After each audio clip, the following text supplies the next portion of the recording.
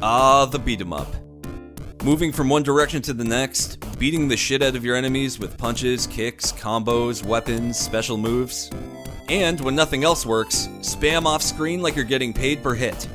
While not as popular today, back in the days of the arcade and the Super Nintendo and Genesis, the beat 'em up was a very, very popular genre of video game. Today we're going to count down 10 of our favorite. I'm Tim from Haruokay, and these are our top 10 16-bit beat 'em ups. Number 10. Mighty Morphin Power Rangers the movie for the Sega Genesis. Now we had to put the Sega Genesis version over the Super Nintendo version in terms of this list, because really they were two completely different games. They were made by two different development teams, and the end results were very different. But more importantly, the Sega Genesis needed a good Mighty Morphin Power Rangers game. Now the first time around, the Super Nintendo got a pretty decent platforming beat 'em up out of the Power Rangers franchise. The Genesis, on the other hand, ended up with something of a lackluster fighting game. This time around, that was different. Mighty Morphin Power Rangers the movie was the beat 'em up that we wanted to see on the Genesis from the very beginning. It gave you 6 Rangers to choose from, it let you switch characters between stages, and it let you fight in the Zords, which is unfortunately something the Super Nintendo version can't claim. The only catch with this game is you'll notice that there are no grab combos, so you're going to find yourself throwing around enemies a lot. Still, in terms of Zord combat, it's definitely some of the best you'll find on the 16-bit. You can choose different Zords, you can even choose the Falcon Zord. Now we admit the game isn't perfect, it definitely could have used some more enemy variety, and the cutscenes made absolutely no sense if you've never seen the show before. Still, for being a necessary Power Rangers title on a system that needed good Power Rangers titles, this game deserves to be in our top 10.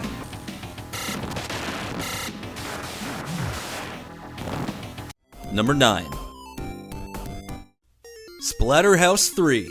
Now we already touched upon Splatterhouse in an earlier video, but here are some key points.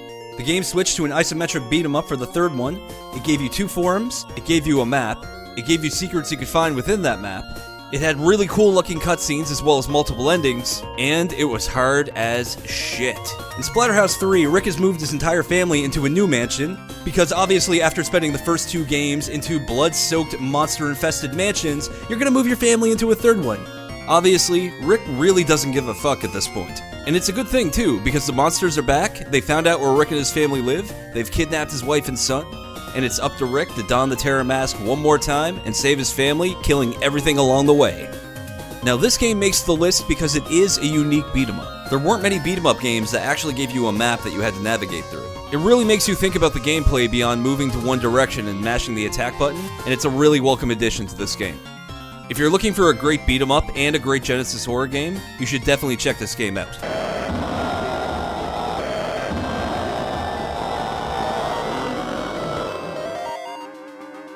Number 8. The Punisher. Now The Punisher is another Genesis exclusive that the Super Nintendo never got. That likely has something to do with the amount of violence and shooting that's done in it, but it's still a little surprising considering this is actually a very censored version from the arcade one.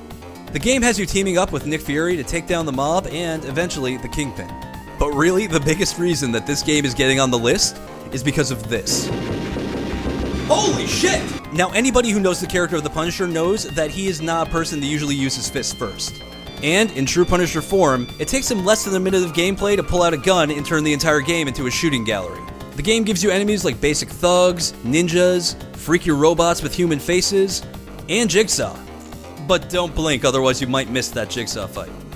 Now the thing with most beat 'em ups around this time, there was generally a bit of a code of honor. You would go around beating the shit out of people, but it was kind of understood that most times they would just end up at a hospital or, show up later so you could kick their ass again.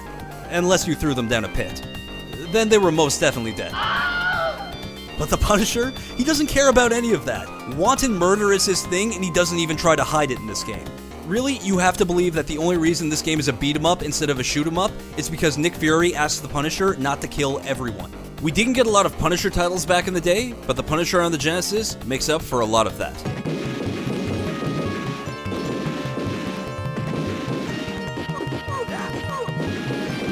Number 7. X-Men: Mutant Apocalypse. Now for this list, it was a toss-up between this game and Marvel Super Heroes War of the Gems for the Super Nintendo. Both are very similar games that play almost identically, but ultimately, there are a few features that put X-Men Mutant Apocalypse well above its sequel. The biggest feature was that it started you off with levels that were tailor-made for each character in the game. You had a level that focused on Wolverine's climbing ability, You had a level that focused on Beast's ability to fight from the ceiling. You had a level that focused on Psylocke's speed and her jump. You had a level that focused on Gambit's projectiles. And you had a level for Cyclops that was more of just a straight beat-em-up level. The game gives you a variety of special moves, very similar to how you would input them in a game like Street Fighter. And you will need to know these special moves if you want to beat the game. Especially for this part. Yeah, this part.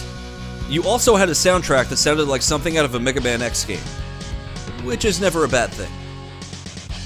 It's a fun, satisfying game from start to finish, and probably one of the better early X-Men games as well. The game is challenging, it features a ton of classic X-Men heroes and villains, and we definitely believe it deserves a spot on this top 10 list.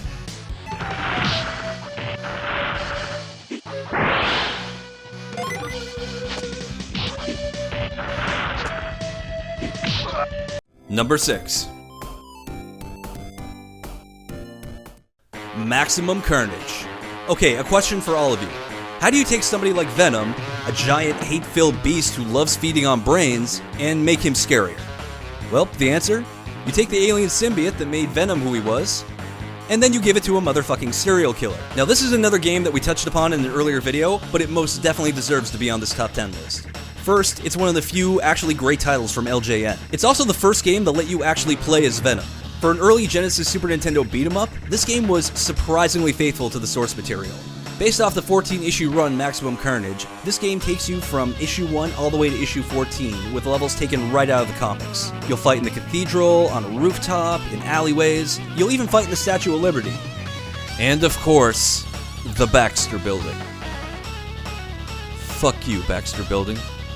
Fuck you, fuck you! There are a few web-slinging sections, but they are few and far between, and they really act as vehicles to take you from one action set piece to the next. Or at least as far as the end you'll actually see. You see, I don't know anyone who's actually beaten this game, because it stretches across a 14-issue comic arc, and they don't leave anything out.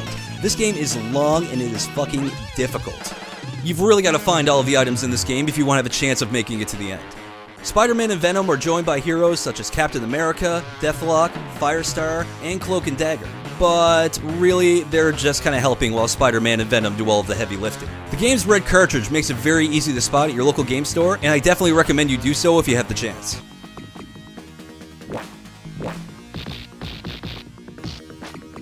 Number 5.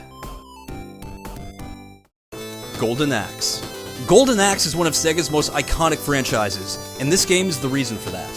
Golden Axe on the Sega Genesis is an excellent port of the arcade version, and while it does remove a few tiny features, like watching your friend Alex die in front of you instead of talking about it, the game is incredibly faithful. The story of Golden Axe is that Death Adder has kidnapped the king and queen, he's had your friend Alex killed, and it's up to you and your friends to fight through his hordes of minions to kill Death Adder, restore the king to his throne, and get revenge for your friend. You had Gilius Thunderhead, the dwarf with the axe, which I always pick. You had Axe Battler, who carried a broadsword, who was your middle-of-the-road character, and you had Tyrus Flare, who had the weak attack, but easily the best magic attack. Look at that dragon. You'll fight your way to Death Adder, which can be a difficult battle unless you find this little corner exploit here that I found during my capture session.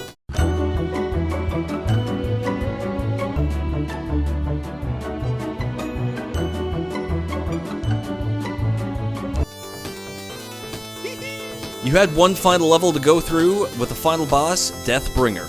An enemy that looks like Death Adder but has infinite magic attacks of every character in the game and can hit you on the ground for additional damage. Dragon, how could you? The game also has a duel mode, which is basically survival mode, but it certainly adds to the replay value. Golden Axe is an absolute classic beat 'em up, and if you own a Sega Genesis, you should definitely own this game.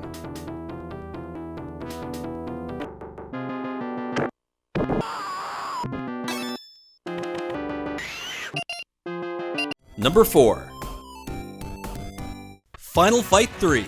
Now, we really wanted to put the original game on here, but it's just too hard of a sell. I mean, you never got all three characters at once. Even when they put Guy into the game, they took away Cody. And that's fine, because Final Fight 3 was arguably the plateau of the entire franchise. Final Fight 3 had better graphics, more characters, and more moves. And of course, the biggest feature of all, 2-player AI. That's right, AI co-op. You can actually select a second player without having a friend nearby, and you can still go through the entire game 2-player if you don't want to play by yourself. It's a shame more games didn't incorporate this feature, but given the fact that this game came out way later in the Super Nintendo's life cycle when game design had a lot more time to evolve, that's okay. It's a shame that we never got to see a Final Fight 4, but really, this was a great end to a fantastic trilogy of games. Fortunately, all the characters from Final Fight live on in other Capcom games like Street Fighter 4, Capcom vs. SNK 2, and many, many more. So if you want to see a Final Fight good guy or a bad guy, there's probably a game you can find him in. Except for maybe Carlos. What happened to you, Carlos?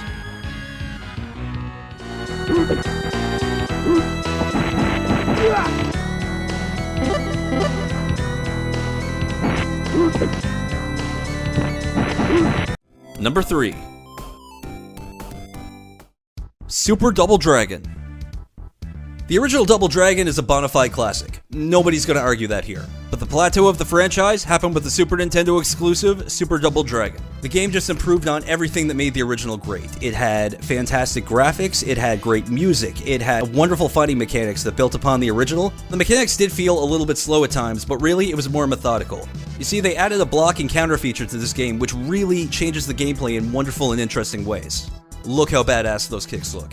In addition, this game did an excellent job of making you feel like a weapons master. Now let's be honest, a lot of beat-em-up games, you walk by a lot of the weapons sometimes. They're not all great, some of them slow down the gameplay, and the characters usually look really awkward when they're holding them.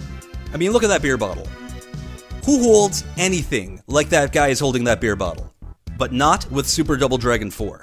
Weapons like the nunchuck and bow staff came with their own unique attack animations and really added to the look and feel of the combat. And of course, can you ever get tired of causing enemies to make this sound over and over again? Ah, the sound of victory. If you can only own one Double Dragon game and you can't get your hands on an arcade cabinet, this is definitely the one to own.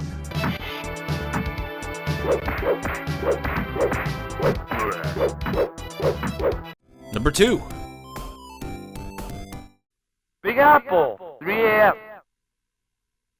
Teenage Mutant Ninja Turtles, Turtles in Time. Okay, let's be honest here. You know if this is a 16-bit beat-em-up list, Turtles in Time has to be on here somewhere. And, well, you'd be right. Turtles in Time is one of the first beat-em-ups on the Super Nintendo, and it's also one of its best. You got to pick from all 4 turtles, everyone had their own distinct special move, the graphics were amazing for its time. The game gave you more stages, more bosses, an additional comic skin, and the motherfucking Technodrome. The game is always more fun to play with a friend, but you had to play the game on hard mode if you wanted to get the real ending to the game and not just a condescending speech from Splinter telling you to try again. The game made excellent use of Super Nintendo's Mode 7 graphics, and the combat felt fast and exciting to the point where it never felt repetitive.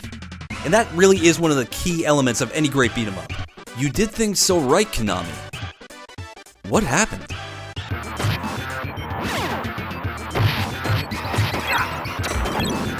Number 1. Streets of Rage 2. Yes, Streets of Rage 2 is on the top of a lot of people's beat-em-up lists. But there's a very good fucking reason that this game is at the top of a lot of beat-em-up lists. It's a fantastic game, and it is the best pure beat-em-up you can get your hands on. It was a tough decision between this and Turtles in Time for the number 1 spot on the list, but ultimately, this game just gave you everything of what makes a beat-em-up great. Diverse characters, tons of moves, amazing soundtrack, level variety, enemy variety, weapon variety. The game's soundtrack was composed by Yuzo Koshiro, who made use of the additional backwards compatibility chip inside the Sega Genesis to get an extra channel of audio and give us some of the best beat-em-up music ever made. The game features the return of Axel, aka Not Cody, and Blaze. Adam for the original game, this guy, has been kidnapped this time around, so he's replaced by his brother, Skate, a small child on rollerblades that can somehow beat up men 3 times his size. Along with Max, a giant wrestler who kinda looks like a freaky dark-haired Brock Lesnar. The only thing this game was missing were the policemen from the original game that fired a bazooka on your enemies when you called them in. Presumably because after that incident they were kicked off the force for, murder.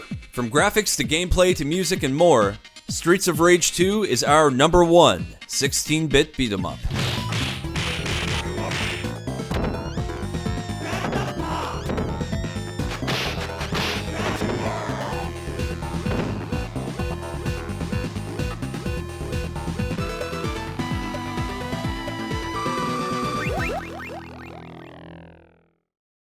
Hey everybody, thank you for watching our top 10 list. I really hope you enjoyed it. We're going to be working on some more content coming up, but in the meantime, you can check out the links below if you want to see a little bit more of our channel content. Let us know in the comments what your top 10 favorites are.